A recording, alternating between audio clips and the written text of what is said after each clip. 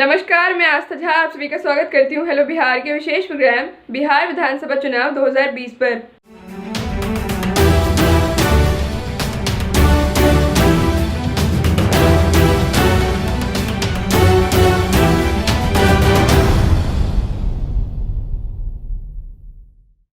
मतों की गणना 10 नवंबर को होगी। चुनाव आयोग के आंकड़ों के मुताबिक बिहार में इस बार कुल वोटर की संख्या करीब 7 करोड़ 30 लाख है। 2011 की जनगणना के मुताबिक बिहार की आबादी तकरीबन 11 करोड़ थी। बिहार में मौजूदा विधानसभा का कार्यकाल 29 नवंबर को समाप्त हो रहा है। बिहार में विधानसभा की कुल 243 सीटें हैं और सरकार बनाने के लिए मैजिक नंबर 122 है। बिहार में फिलहाल जनता दल यूनाइटेड और भारतीय जनता पार्टी की सरकार है। जेडीयू नेता नीतीश कुमार जी राज्य के मुख्यमंत्री हैं, जबकि बीजेपी नेता सुशील कुमार मोदी जी उप मुख्यमंत्री हैं। 2015 में नीतीश कुमार जी की अगुवाई में जेडीयू ने लालू यादव जी की पार्टी राष्ट्रीय जनता दल के साथ चुनाव लड़ा था। उस समय जेडीयू, राजद, कांग्रेस और अन्य दलों को मिलाकर एक महागठबंधन बना था। इन लोगों ने मिलकर सरकार बनाई थी। मुख्यमंत्री नीतीश कुमार जी बने और उप मुख्यमंत्री बने लालू यादव जी के बेटे तेजस्वी यादव जी।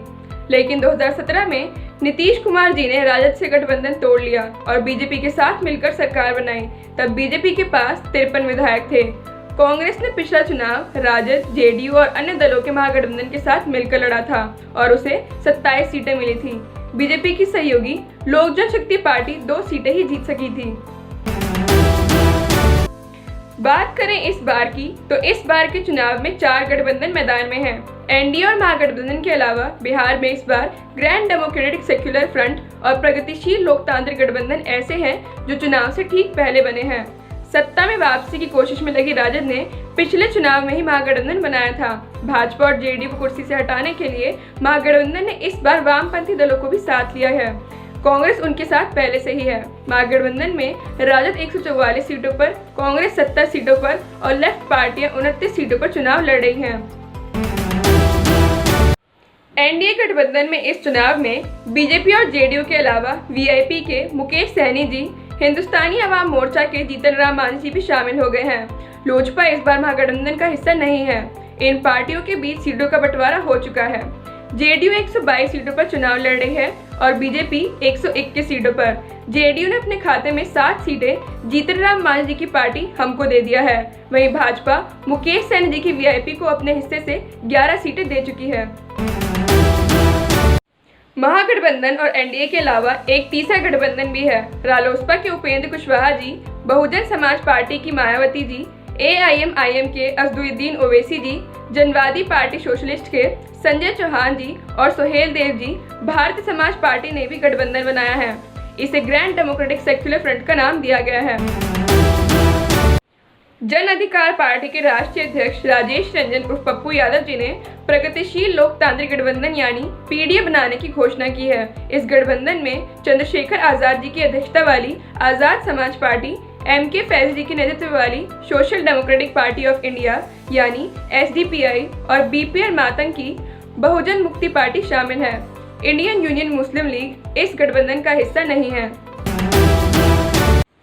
कभी सवर्णों के वर्चस्व वाली बिहार की राजनीति में अब पिछड़ों का दबदबा है। चाहे सरकार कोई भी बनाए, अहम भूमिका पिछड़ा वर्ग निभाता है। एनएसएसओ के अनुमान के मुताबिक बिहार की आधी जनसंख्या ओबीसी है। राज्य में दलित और मुसलमान भी बड़े समुदाय हैं, लेकिन इन सब वर्गों के अंदर कई वर्ग बने और बनाए भी गए जो अलग अलग तरह से वोट करते हैं। पार्टियों के लिए इन वर्गों के वोट बांधना आसान नहीं होता।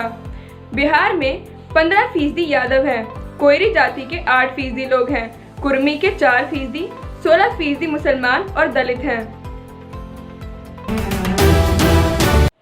कोरोना महामारी के बीच होने वाला ये पहला विधानसभा चुनाव है। जनता महामारी के डर से पोलिंग बूथ पर कितना पहुंच रही है, ये तो हम सब देख ही रहे हैं। राज्य सरकार ने बिहार में बीमारी फैलने से रोकने के लिए कितने इंतजाम किए हैं और जनता उनके काम से कितनी खुश है, नतीजों से यह भी जाहिर होगा। नीतीश सरकार 15 साल से सत्ता में है। ऐसे में वो सत्ता विरोधी लहर भी झेल रहे हैं। प्रदेश के अस्थायी शिक्षकों में समान काम समान वेतन न देने को लेकर गुस्सा जारी है। बेरोजगारी, शिक्षा और स्वास्थ्य के अलावा प्रवासी मजदूरों का भी मुद्दा इन चुनावों में जोर शोर से उठाया जा रहा है।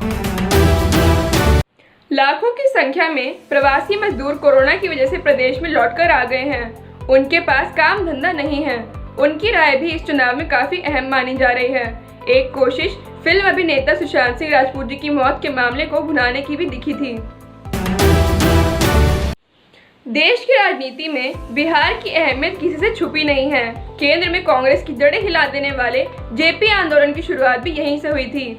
यहाँ राज्य और राष्ट्रीय स्तर के चुनाव में वोटिंग पैटर्न में जमीन आसमान का अंतर देखने को मिलता है।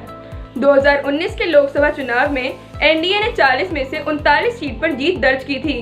क्या एनडीए गठबंधन इस चुनाव में भी वही प्रदर्शन दोहरा पाएगा? इस पर सबकी नजरें होंगी। जेपी नड्डा जी के बीजेपी के राष्ट्रीय अध्यक्ष बनने के बाद ये दूसरा विधानसभा चुनाव है।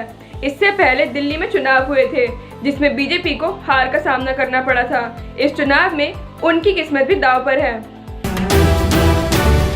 सीएए, एनआरसी का विरोध, 370 हटाया जाना, नए कृषि बिल का विरोध, एनडीए के दूसरे कार्यकाल में केंद्र सरकार के लिए इन तमाम विवादित फैसलों को जनता कैसे देख रही है, इसका असर भी चुनाव में देखने को मिलेगा। सबसे बड़ी बात यह है कि पीएम नरेंद्र मोदी जी और सीएम नीतीश कुमार जी ने कोरोना महामारी को जिस तरह से हैंडल किया, उससे जनता खुश है या नहीं, इस चुनाव के नतीजे इस बात की भी गवाही देंगे।